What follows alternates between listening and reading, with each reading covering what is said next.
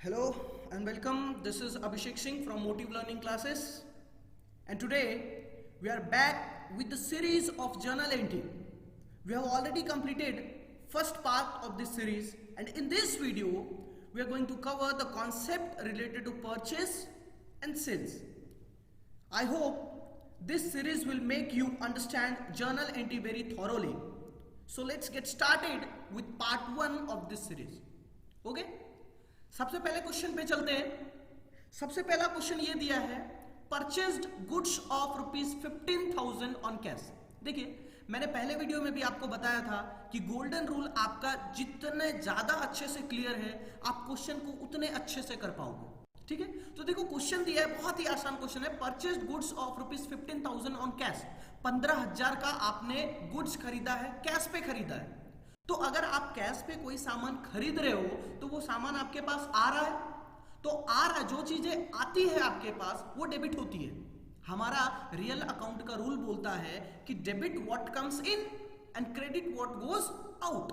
Then यहां पे मेरे को ये क्वेश्चन के हिसाब से समझ में आ रहा है कि मेरे पास सामान आ रहा है और मेरे हाथ से कैश जा रहा है।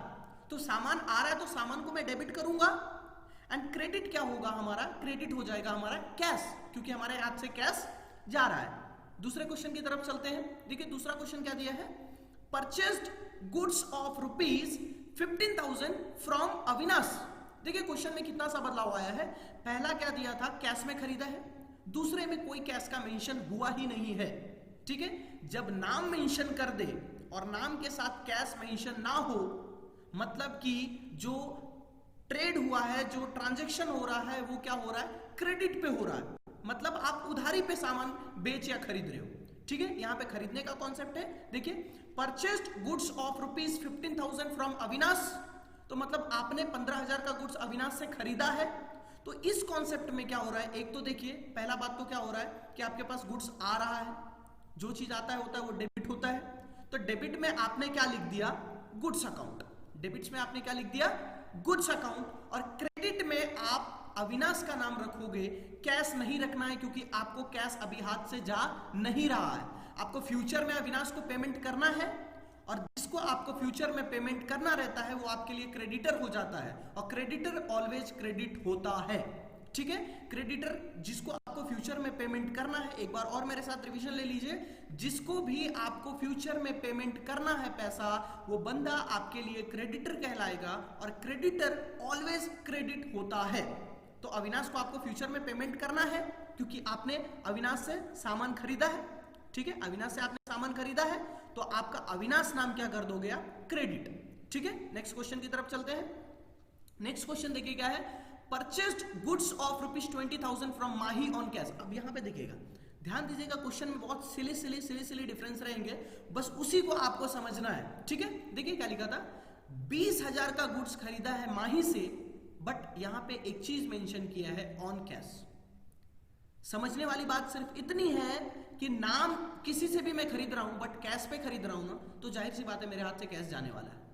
ठीक है, अगर गुड्स खरीदा हूं तो गुड्स आया होगा मेरे पास ऑन कैश, मतलब कैश पे खरीदा हूं मैं, तो कैश मेरे हाथ से जाएगा। अगर कैश पे नहीं खरीदता तो माही का नाम मैं क्रेडिट करके रखता, क्योंकि माही को मेरे को फ्यूचर में पैसा देना था। सामान अगर खरीदा हूं मैं उससे, तो मुझे माही को फ्यूचर में पैसा देना रहेगा। बट यहां पे कॉन्सेप्ट क्या है कि आपने सामान खरीदा है, बट आपने पैसा पेमेंट तुरंत कर दिया, इंस्टेंट पेमेंट किया आपने। ठीक है, मतलब इंस्टेंट आपके हाथ से पैसा भी जा रहा है। ठीक है, तो आपने क्या किया, डेबिट में गुड्स अकाउंट लिख दिया, जो चीज आपके पास आ रहा है उसको आपने गुड्स अकाउंट करके डेबिट में लिख दिया, और क्रेडिट में आपके हाथ से कैश जा रहा था, तो कैश अकाउंट को आपने क्या कर दिया, क्रेडिट कर दिया। देखिए फोर्थ क्वेश्चन देखिए, परचेज्ड गुड्स ऑफ ₹10,000। अब देखिए परचेस अगर आप कर रहे हो तो कौन से तरीके से आपको एग्जाम में पूछे जा सकते हैं, वो सारे मैंने कवर करने की कोशिश किया है। डिस्काउंट रिलेटेड क्वेश्चन हम लोग दूसरे वीडियो में डिस्कस करेंगे, अभी सिर्फ हम नॉर्मल क्वेश्चन के साथ जा रहे हैं, क्योंकि मेरा जर्नल एंट्री पे 10 से 12 वीडियोस आने वाले हैं। ठीक है, तो सारे कॉन्सेप्ट आपके क्लियर होंगे, सो डोंट वरी, आप बस मेरे साथ जो मैं पार्ट लाते जा रहा हूं उसको पूरी तरीके से समझते जाइए। ठीक है, चलिए इस क्वेश्चन पे आ जाते हैं। परचेज्ड गुड्स ऑफ ₹10,000, मैंने 10,000 का गुड्स खरीदा। अब ध्यान से सुनिएगा, जब क्वेश्चन में नाम भी मेंशन ना करे, कैश भी मेंशन ना करे तो ऑटोमेटिकली हमें क्या इंटरप्रेट करना रहता है कि वो जो परचेस किया मैंने वो कैश पे किया है, मैंने मतलब डायरेक्टली मैंने कैश पेमेंट किया है और मेरे पास गुड्स आया है। ठीक है, ये आपको समझना पड़ेगा कि जब नाम भी मेंशन ना करे, ऑन कैश मेंशन कर देता तब भी ऑन कैश पे खरीदा था आपने, और नहीं भी ऑन कैश मेंशन किया तो भी आपको क्या समझना है कि ट्रांजैक्शन किस में हुआ है, कैश में ही हुआ है। ठीक है, तो यहां पे भी आपके पास गुड्स आ रहा था तो डेबिट में आपने गुड्स अकाउंट को कर दिया और क्रेडिट में आपने क्या कर दिया, कैश अकाउंट को। अब देखिए, अब मैं सेल्स की तरफ बढ़ता हूं। सेल्स सेम कॉन्सेप्ट चलेगा, बस परचेस से थोड़ा सा चेंज रहेगा सेल्स में। परचेस अगर आपको समझ में आया तो सेल्स भी समझ में आने वाला है। देखिए क्या लिखा है, sold goods of ₹20,000 on cash. आपने कैश पे सामान बेचा। अब आप एक सेलर के अकॉर्डिंग सोचो कि अब आप सामान बेच रहे हो तो आपके पास से सामान जाएगा ना, आपके पास से सामान जाएगा, और कैश में अगर आपने बेचा है तो आपके हाथ में कैश आएगा। ठीक है, तो कैश आ रहा है, मेरा रियल अकाउंट का रूल बोलता है debit what comes in and credit what goes out. मेरे हाथ से गुड्स जा रहा है ये पॉइंट पे, तो गुड्स को मैंने क्रेडिट कर दिया है। देखिए यहां पे आप देख सकते हैं, गुड्स को मैंने क्या किया है, क्रेडिट कर दिया है, और कैश को मैंने क्या किया है, डेबिट किया है। ठीक है, नेक्स्ट क्वेश्चन देखिए, सोल्ड गुड्स ऑफ ₹30,000 टू नीलोग। देखिए नाम आ गया ना, और मैंने आपको बोला जब भी नाम आ जाए तो आपको क्या इंटरप्रेट करना है, क्रेडिट ट्रांजैक्शन है। जब तक कि इसके आगे ऑन कैश ना लगा दे तब तक मुझे क्या मानना है, ये कौन सा ट्रांजैक्शन है, क्रेडिट ट्रांजैक्शन है, मतलब उधार पे किया हुआ ट्रांजैक्शन है। ठीक है, देखो यहां पे सोल्ड गुड्स ऑफ ₹30,000 टू नीलोग। अब यहां पे एक चीज ध्यान में देना है, यहां तो कैश का कोई मसला नहीं है, यहां पे कैश का कोई मसला नहीं है। यहां पे सिर्फ हुआ क्या है, आपके हाथ से गुड्स गया है, और दूसरा क्या हुआ, नीलोग जिस बंदे को आपने बेचा है उससे फ्यूचर में आपको पैसा मिलने वाला है। अभी नहीं दिया है ना नीलोग ने आपको कैश पे, तो उसने सामान तुरंत लेके आपको कैश तो पेमेंट किया नहीं है, तो आपको उसने क्या बोला कि फ्यूचर में पेमेंट करेगा, तो ये क्रेडिट वाला कॉन्सेप्ट आ गया। अब देखो, सामने वाले बंदे से जब मुझे पैसा मिलने वाला रहता है ना तो मेरे लिए डेटर हो जाता है। जब, ध्यान से सुनिएगा, डेटर और क्रेडिटर का डिफरेंस समझ लीजिए। डेटर का मतलब होता है जिससे मुझे फ्यूचर में पैसा मिलने वाला है, और डेटर ऑलवेज डेबिट होता है। ठीक है, डेटर ऑलवेज डेबिट होता है। और दूसरा होता है कि जिसको मुझे फ्यूचर में पैसा पेमेंट करना है, मुझे जिसको पेमेंट करना है, मैं जिसको दूंगा, वो मेरे लिए क्रेडिटर कहलाता है, और वो मेरे लिए ऑलवेज क्रेडिट में जाता है। ठीक है, यहां पे देखिए नीलोग मेरे लिए डेटर है, नीलोग इज डेटर फॉर अस। तो नीलोग डेटर क्यों है, क्योंकि नीलोग को हमने सामान बेचा, तो नीलोग से फ्यूचर में मुझे पैसा मिलने वाला है, इसलिए मैंने नीलोग की एंट्री कहां पे डाली है, डेबिट में डाली है। ठीक है, अगले स्लाइड पे चलते हैं। अगला स्लाइड में क्या लिखा है question, sold goods of ₹50,000 to Aman on cash. देखिए सेम जा रहा है, जो हम सीख के आए वही समझ में आ रहा है। बस देखिए लिखा है सोल्ड गुड्स ऑफ ₹50,000। अगर सिर्फ यहां तक भी क्वेश्चन दिया होता कि सोल्ड गुड्स ऑफ ₹50,000, तो मैं क्या इंटरप्रेट करता कि ये कैश ट्रांजैक्शन है, डायरेक्टली मैं लिख देता कि गुड्स मेरे हाथ से जा रहा है, तो क्रेडिट में मैं गुड्स लिखता, ठीक है, और डेबिट में मैं क्या लिख देता, कैश अकाउंट। बिल्कुल सही था।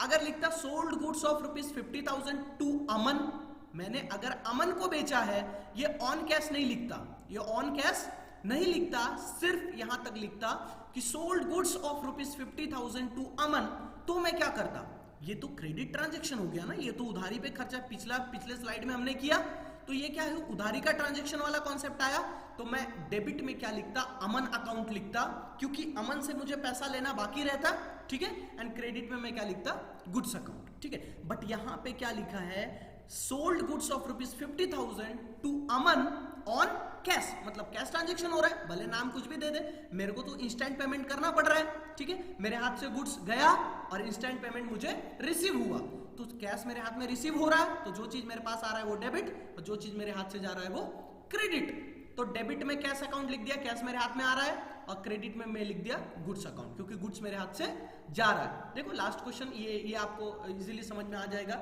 लिखा हुआ है सोल्ड गुड्स ऑफ ₹30,000। ये क्वेश्चन तो मेरे ख्याल से बताने की जरूरत नहीं पड़ेगी, क्योंकि 2-3 क्वेश्चन में मैं ये बता चुका हूं कि अगर आप सोल्ड गुड्स ऑफ ₹30,000 यहाँ पे ऑन कैश नहीं लिखा है, या तो नाम नहीं मेंशन किया है, तो आपको नॉर्मली क्या इंटरप्रेट करना है कि ये ट्रांजैक्शन कैश ट्रांजैक्शन है, ये कैश में किया हुआ ट्रांजैक्शन है। आपने सामान बेचा है, कैश में बेचा है और आपको इंस्टेंट पेमेंट रिसीव हो चुका है, ठीक है। तो आपको रिसीव हुआ है पैसा, तो डेबिट में आपने कैश अकाउंट लिखा और क्रेडिट में आपने क्या लिखा, गुड्स अकाउंट, ठीक है। अब आगे अगले स्लाइड पे देख लेते हैं। कुछ क्वेश्चंस आपके प्रैक्टिस के लिए है जो आपको कमेंट बॉक्स में आंसर करना पड़ेगा, ठीक है। देख लीजिए, आपके लिए कुछ क्वेश्चंस है। पहला क्वेश्चन है purchase goods of ₹40,000 on cash, ये मेरे ख्याल से सबको आता होगा। दूसरा है sold goods of ₹20,000 to Ramesh on cash, ठीक है। थर्ड क्वेश्चन है purchased goods of ₹50,000 from Avinash, credit transaction है। फोर्थ है sold goods of ₹32,000 to Payal, मेरे ख्याल से ये भी क्रेडिट ट्रांजैक्शन ही होगा। अब आपको समझना है कौन सा कैश ट्रांजैक्शन है, कौन सा क्रेडिट ट्रांजैक्शन है, और उसके अकॉर्डिंग आपको आंसर कमेंट बॉक्स में लिख के देना है, ठीक है। Next question goods sold off ₹15,000, last one is cash purchased of ₹41,000। ये सारे क्वेश्चन हमने पहले सीखा है, फिर मैंने आपके कुछ क्वेश्चन प्रैक्टिस के लिए दिया हुआ है, ठीक है। तो आशा करता हूं कि आपको समझ में आया होगा पूरा वीडियो, और समझ में आया होगा और आप इस पे अच्छे से पूरा नोट्स प्रिपेयर करो।